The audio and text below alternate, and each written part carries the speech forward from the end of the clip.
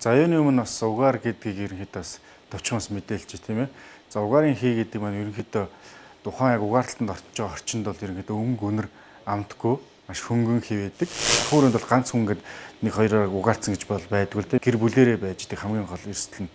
Ингээд аваад үзэх юм бол угаарталтанд хамгийн их настай илүү өртдөг одоо эмзэг усуд нь юу байдаг вэ гэхээр бага насныхан бол өндөр наснууд ерөнхийдөө угаарталтыг энд маш настай өртөх одоо магадгүй амнаас алдах тохиолдол хүртэл их байдаг.